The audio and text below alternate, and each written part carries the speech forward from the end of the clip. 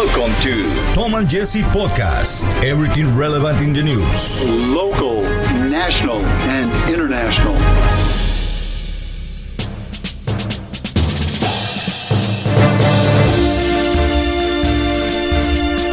Best of the days to you in this beautiful Friday. My name is Jesse Portillo. And I am Tom Clark. We are welcoming you to Tom and Jesse Podcast. In this edition, we're going to talk about something really important. So we welcome you this podcast number 5. We're going to talk about Trump budget, about what he is doing on CDC and other health programs that are very interesting. Also, what we're going to cover today, my dear Tom? Well, we're also going to talk about how the coronavirus has annihilated the financial markets. The stock market is down about 24%. Wow. 1/4 from its high earlier in the year. It was down 10% yesterday. It's just an enormous, just imagine 10% of your wealth, if you've got it in stocks, gone in one day. Wow. Temporarily. And we should remind people not to sell into the teeth of a bear market. Mm-hmm. You wait and give the market a chance to return. Because the underlying economy is probably pretty strong. Mm-hmm. It had been strong, and the stock market reflected that. So it's the coronavirus that's driving down the markets, because so many businesses around the world are shutting down. And we all know that. We've seen many, whether it's our gym shutting down, restaurants, schools, athletic events, airports. I've got a friend over in South Africa this morning who sent me an email, and I said, when are you coming home? He says, I don't know if I'm going to be able to get a jet. So who knows? He's going to have to stay in South Africa for several months. Just imagine the people who are, in vacation in outside the United States, or if they are from Europe or another country, they cannot go back because the situation of coronavirus is getting really worse, especially, Italy, that they have been shutting or quarantined the whole country. Yeah, that's what we hope that we don't have to do, but we're taking more and more serious measures all the time. We mentioned the school closures, athletic, canceling the NBA season, canceling the NCAA basketball tournament, things like that. Warnings to people, hey, be careful in the gymnasium. Why don't you just not go to the gym, some people say. And I was over in the library in downtown Bakersfield yesterday tutoring a young lady in English, and she was not worried about the people coughing in the downtown library, but I was. Mm-hmm. And so I think people are becoming more and more conscious of this. So our national efforts to wash our hands and avoid coughing and avoid shaking hands even. Yeah, have you ever heard about Jimmy Kimmel, this comedian from Los Angeles? He's very good. One of the things that he invented, it's el bump. Have you heard about that? I didn't know that Jimmy Kimmel invented, but we've got, of course, we've always had elbow bumps, shoulder bumps. What is Kimmel doing? This is really, really fun. If you are the one that always shaking the hands and you feel good about, showing your respect and to the people that you are greeting, el bump is just, elbow. Oh, okay. Elbow touch. Oh, he does. And then if you are the kind of hugger, the hugger person, instead of hugging the person or kissing the person, what you do is first elbow and then the knees. Okay. Well, yeah. That's el bump. Well, a lot of people are, though, just doing it long distance. Here's the handshake. Here's the high five. Here's the hug. Mm-hmm. Just as if I were doing all those things with you right now. Mm-hmm. So there are a lot of ways to do it without physical contact. Correct. But, the thing is, do it el bump, and it's safe. It's safe because as I was hearing, to be conscious about how coronavirus is easy to get infected. It's to be like 5 feet away, from each other, and not to touch the surfaces of somebody who has been in or diagnosed or positive with COVID-19. Well, yeah, it's so dangerous because you can just if one of us were infected right now, we could infect each other with airborne virus, and it's pretty hard to avoid that all the time. That's why the various forms of quarantining are in effect at this time. That's right. So, we want you to be safe, to play safe. What I see, the reaction, I don't know if it kind of exaggerating. Some people going to Costco, making lines, buying stuff like crazy. I don't know if that is a recommendation that we... Yeah, it's getting crazy. I got a call from my 92-year-old mother as I waited for you this morning, and she says, I've got to have more water and cat litter. And I said, I just got you 3 cases of water recently. And she says, yes, but I've heard that they're selling out. And I said, what's this about cat litter? So, I mean, that's really how out of it. I mean, there's not going to be a run on cat litter, I don't think. Yeah, and one of the things that we got to be conscious about is that, what do you do when scarcity hits? Well, the most common, common denominator is, hey, we gotta be conscious about how we spend our resources, water, food, and everything. Not to become crazy. Oh my God, the world is gonna end, and what we can do about it? No, it's just to be conscious that we are going through some thing that we never been there before. So it's new, and it's some sort of to be afraid about, to be it's a normal human reaction, but we got to be conscious about not to overreact on what is happening right now. I don't know if you agree with me. Oh, certainly we don't want to panic. I even though I think there have been some excesses in hoarding of water and toilet paper and cat litter and all these things, I think people by and large are not panicking because the good news is far more people who've contracted this virus are being healed and cured than are dying. It's probably about 10 to 1 so far. I heard that it's about 70% recovery, right? Oh, at least that. That's awesome. That's pretty awesome. good. So I think it's even better than that. That is a really good news. Because the people think, oh gosh, if I get this, I'm gonna die.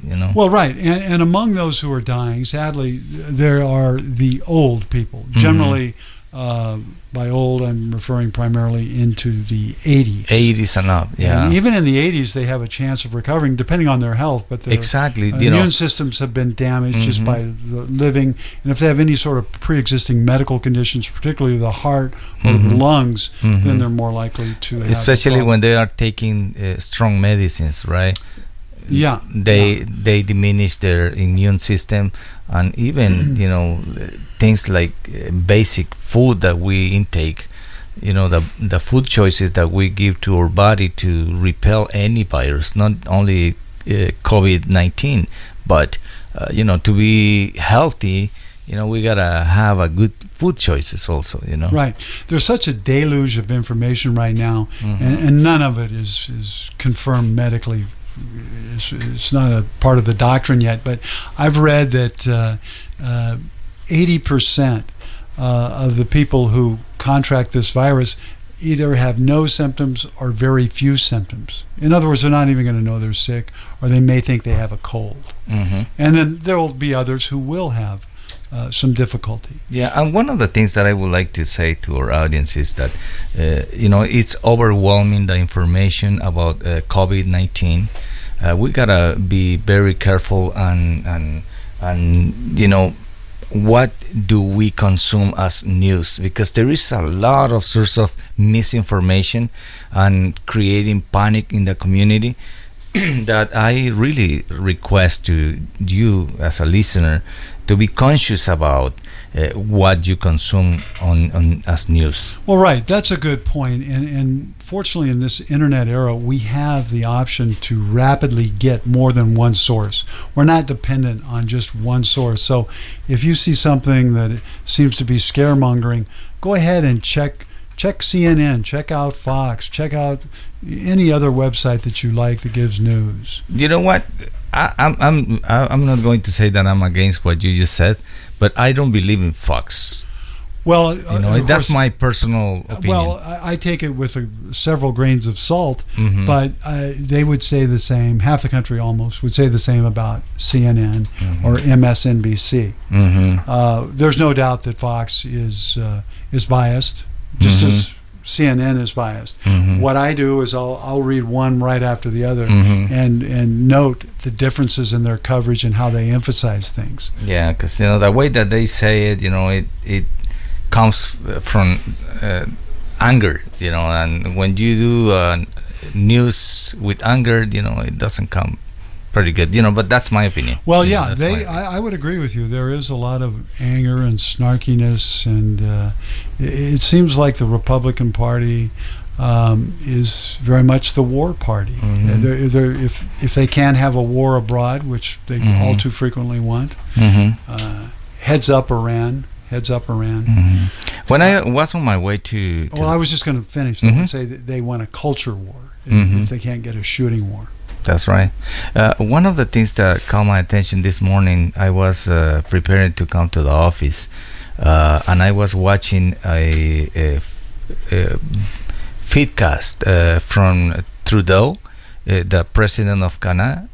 He was saying that he is not infected, but he self-quarantined him for 14 days working from home because his wife has been tested positive on the COVID-19. Right, I heard about that. And, in the way that he sent the message, it was a really positive and instructional and inspirational, because he says, I am not infected yet. I might be, because how the coronavirus, it takes a while to show that you have that virus. So he says, for safety precautions, because I have been in contact with my wife that tested positive, I will, do my part to avoid infecting anybody else. And the degree of responsibility that he's showing, his leadership that he's showing to the Canadians, I think that part, we miss it in our president here in the United States. We do. Just a day and a half ago on Wednesday night, President Trump addressed the nation about the coronavirus, and he hardly was of the same stature of Franklin Roosevelt, or more recently Barack Obama, in terms of providing stability and warmth and rational leadership. He instead was trying to take credit for being farsighted, which, in regard to science, which he is anything but. As a matter of fact, he's not only a climate change denier, he was a coronavirus denier a couple of weeks ago, and said, there might be, in a short while, there'll be 2 cases, maybe 1 case in the United States. And we've seen just the opposite. That's right. And that doesn't mean we should panic, but it doesn't mean we should be naive either. And he's taken credit for saying, I was so farsighted that I immediately quarantined us from China. I immediately blocked all flights from China, and he did do that. But he's done so much to hurt our health readiness by slashing the budget of the CDC, the Centers for Disease Control and Prevention, and other infectious disease programs in the country that were funded by Obama. And he's obsessed with undoing anything that his superior, Barack Obama, has done. I don't understand to our that detriment. part. And we don't know how many people are infected. We cannot know because the Trump administration, which has ultimate responsibility, has failed to provide the number of testing kits. I mean, a country 1/7 our size, South Korea, has tested infinitely more people than we've tested. They've tested a few 100,000 people. Yeah, one of the things that worries me about what you just said is that I heard, and I don't remember in what newscast I heard this. We're gonna get to the point. It's not. The question is not if we're gonna get infected. The question is what we're going to do when we get infected. And based on what is happening to the CDC and the resources that they have, limited resources, we are not ready for even testing, as you said. And it will be like it was choose and pick who is going to get it, and that is kind of unfair because most of the population will not get tested. That's right.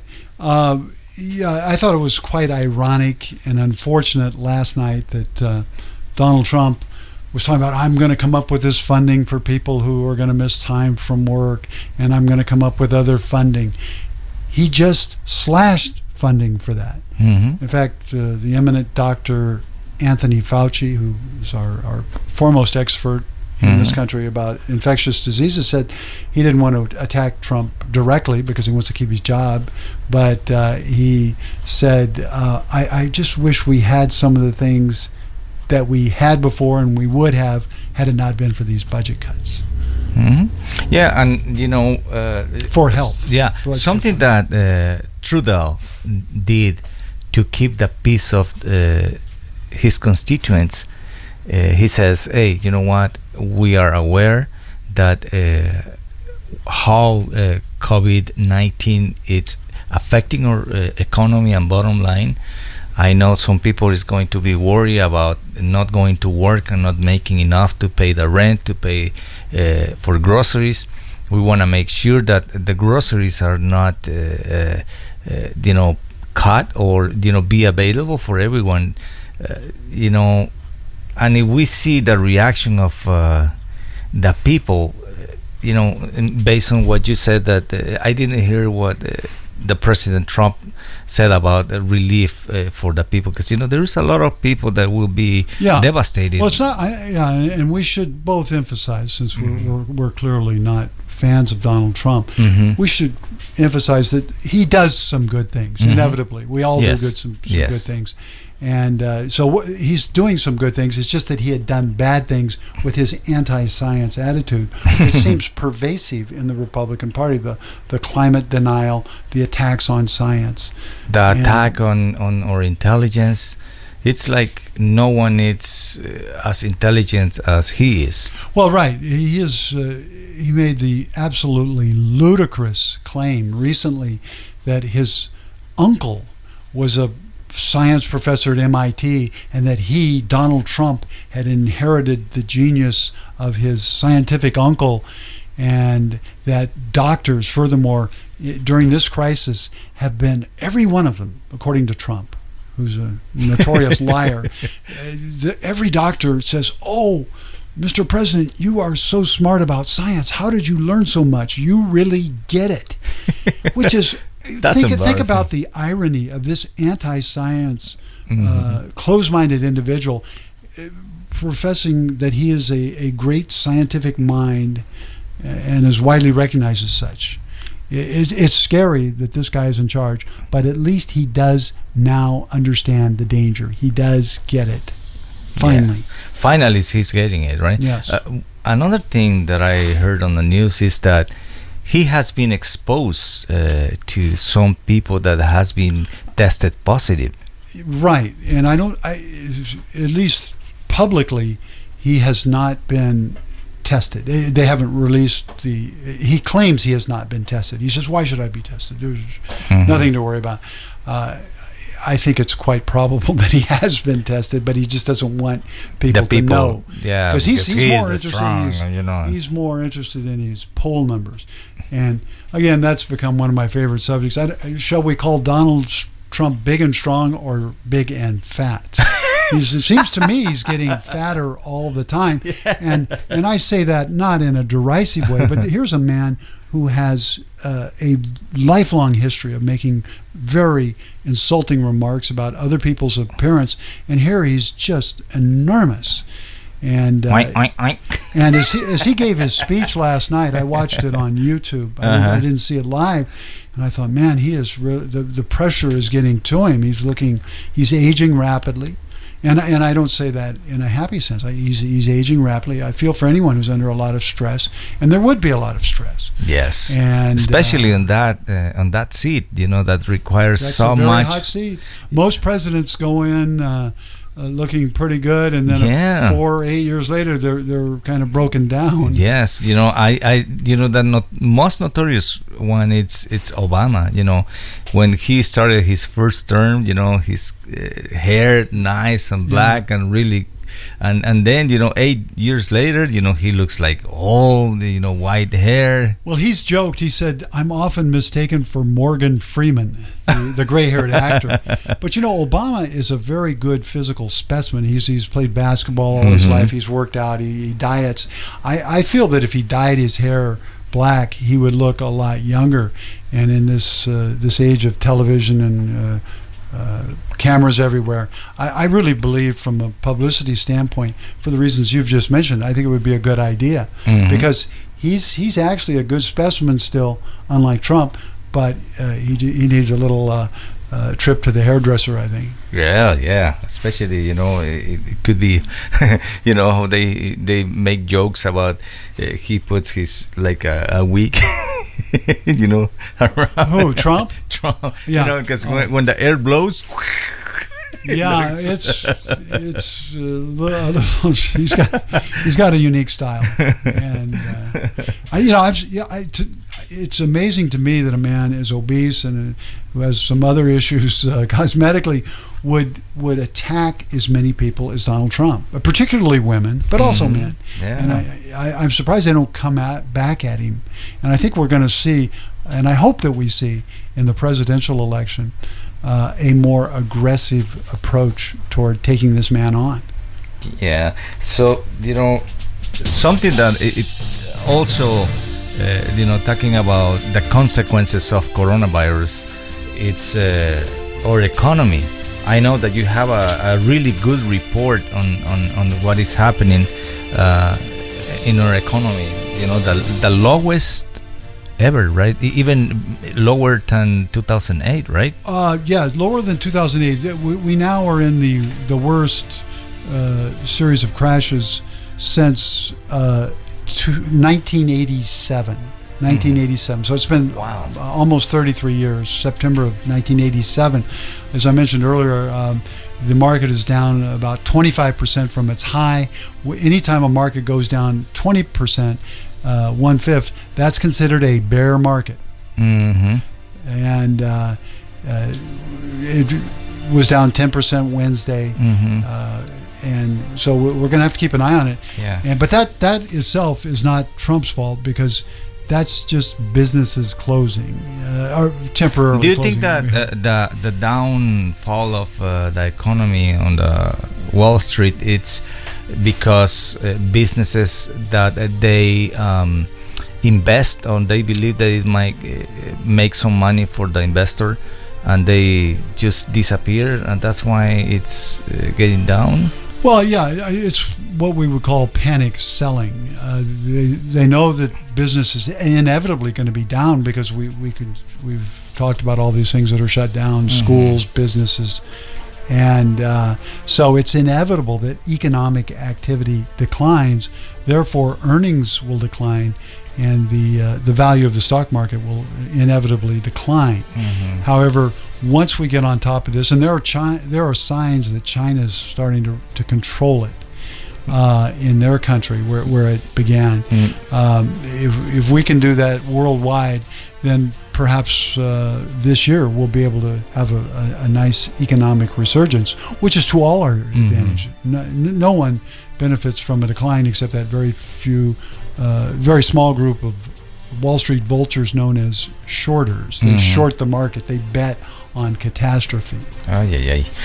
Based on what you just said, and your research, it says that stock market went down 2018 point or 7.8% on Monday, on March 9 went a little bit further down, 2,352 points, or 10%, down 24% this year, making a bear market.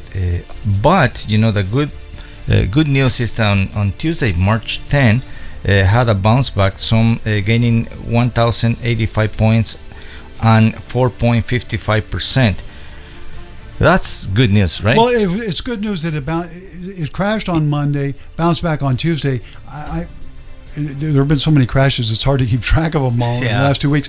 I said earlier that it crashed by 10% in one day on Wednesday, although I notice in my notes I say Thursday. It really doesn't matter. This week we've had a one-day decline of roughly 8% and 10%, both more than 2,000 points. And it's not points that matter, it's percentage points. What it means that, that Treasury bonds, it's the lowest ever in 30 years, as low as 0.5%. Yeah, that's, in other words, it's almost nothing.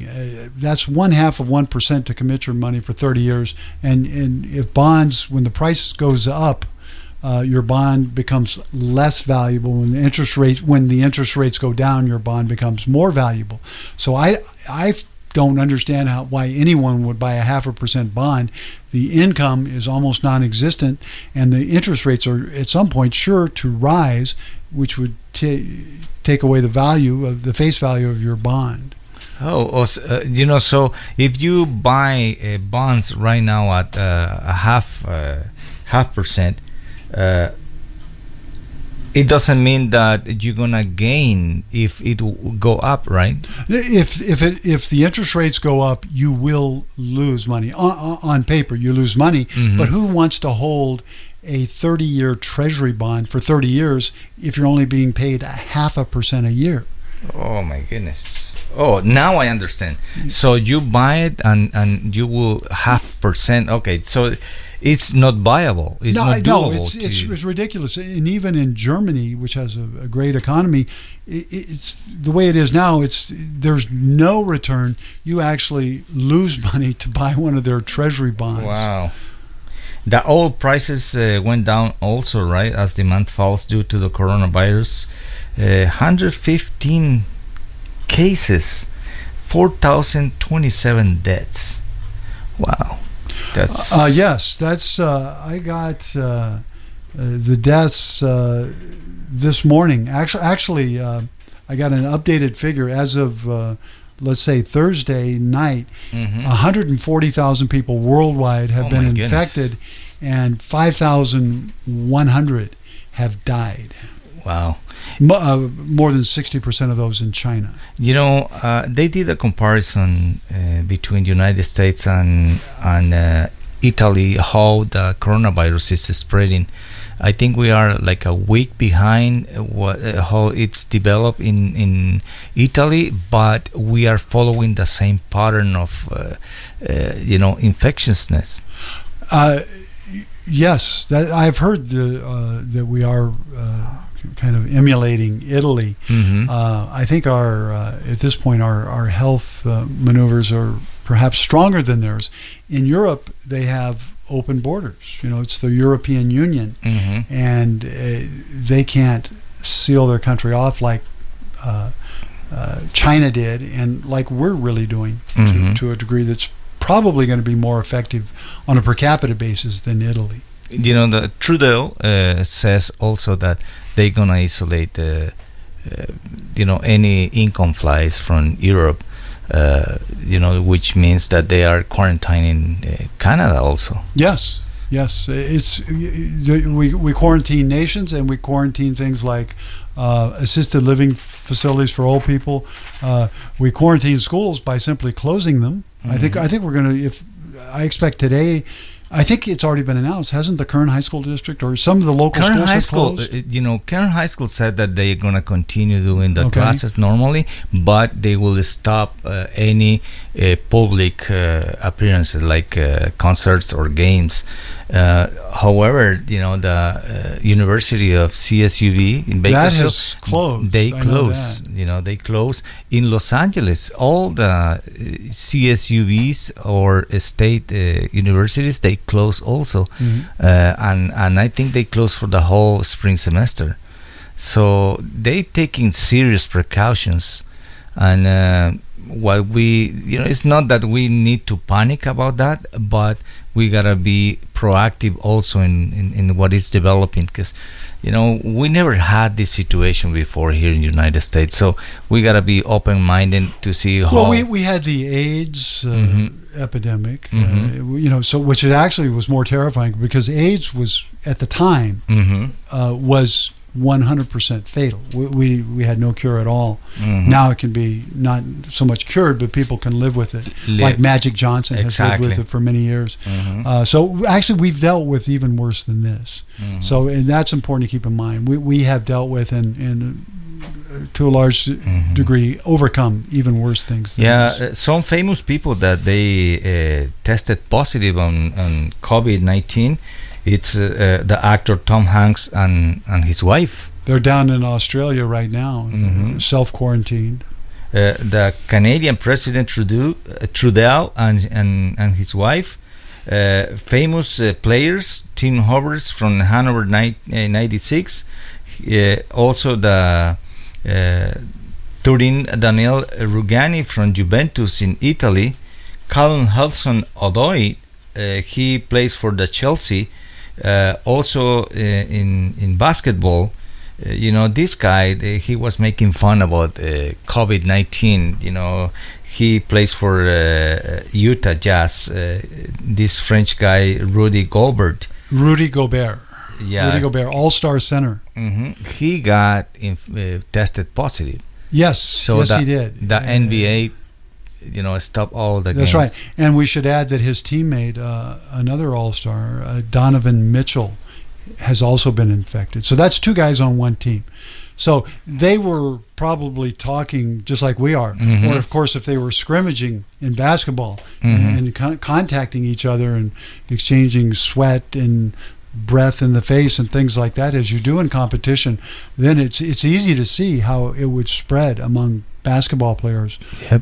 And almost any people in competitive sports. That's right, and especially that you don't see if you are infected or not until it develops like 14 to 24 days later, which in that period of incubation is when we spread the disease. In that amount of time, without the precautions that we've already enumerated, you could give it to many people.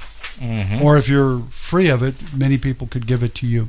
That's right. So tell me about Super Tuesday. The second Super Tuesday, it seems that Mr. Biden is taking the lead. Well, yes, Joe Biden, who just a little more than 2 weeks ago had been given his political obituary, has 2 weeks ago last week routed Bernie Sanders in Super Tuesday won 10 of 14 states and took a delegate lead, and now he's routed poor Bernie again and has taken a lead of 150 delegates. Bernie was hoping to draw his quarantine at Michigan, which he had won. He beat Hillary Clinton there in 2016, but he was solidly beaten there. He was also swamped in Mississippi and Missouri as expected. And really, Bernie so far has won only North Dakota in terms of the 6 races that took place Tuesday. Wow. They still haven't counted all the votes from Washington State, but they're in a delegate tie right now. But the problem for Bernie is not only that he trails by 150 points, he's facing some states that are coming right up next Tuesday. Florida, for example, he's going to get swamped in Florida. There's no doubt about that. Then the week after that, Tuesday the 23rd, Georgia, where he's very weak in the South. He doesn't have the African-American votes. And, of course, in Cuba, his pro-Castro statements have enraged the disproportionately strong Cuban American community there. I mean, they're not particularly numerous, but they are wealthy and politically well connected. That's what I heard, because there is a lot of influence in Cuban Americans there that it might not, because they are really against anything from Cuba. Yes, and that might hurt them. They're very very dogmatic and about it, and I can understand it. They're in many cases their fathers and mothers or grandparents lost their or sometimes were thrown in prison by Fidel Castro, who was a dictator. And Bernie Sanders made the political mistake of saying, well, it's not all bad with Castro. He did give 100% literacy to Cuba. He gave free medical care or created the circumstances when that came. I have been to Cuba. I was there in 1992. I had an ear infection, and I actually partook of some of that free medical care, and I had my infected ear treated at a hospital, the Calixto Garcia Hospital in Cuba, in Havana. In La Habana, yeah, I've been in La Habana too. I went to and later, I think it was 2008 when I went to Havana, Cuba. A beautiful place. One of the things that I know for a fact, his comment that any people who is from Cuba and suffered the dictator way of on how the communist life that Fidel Castro had in Cuba, anybody, if you talk about positive, there is no positive on their mind, and I think it was a big mistake from Bernie to be saying anything positive. Because it's very offensive for them. Because when I was there, again, I did see, okay, you do have free health care, and you do have literacy, and it's not all bad. I mean, a few places are all bad. We could probably visit North Korea and find something good, although it might be difficult. Yep. But it was a political blunder, and but he was going to get routed in the South anyway. The only reason he was leading, he did well in in unrepresentative states like Iowa and New Hampshire, small states, more than 90% white. They're not representative of this country. Once it got into South Carolina with a large African American population, and then throughout the South, he just has been steamrolled by Biden, and some questions, very serious questions remain about, is this man senile? Because he was once a very good debater and very articulate, and when he's lucid, he still is articulate, but he loses his train of thought rather often. And he always has had a reputation as being a gaffe machine, of saying and doing silly things. But out of context. But yeah, he's showing signs, let's say early signs of, at best, aging, and perhaps even senile dementia or Alzheimer's. Do you think that might be something that Trump will attack? Oh, absolutely. Trump will attack him, but Trump himself is not one of the sharper guys. I mean, he's not only undisciplined, he doesn't read, he doesn't study, he doesn't do his homework. That's why he's lied 16,000 times during his 3-year presidency. That's right. So Trump will, and others, people are attacking him already on Fox News, and just Republicans in general. And really, there are many Democrats like myself who are worried about this man's lucidity or lack of it.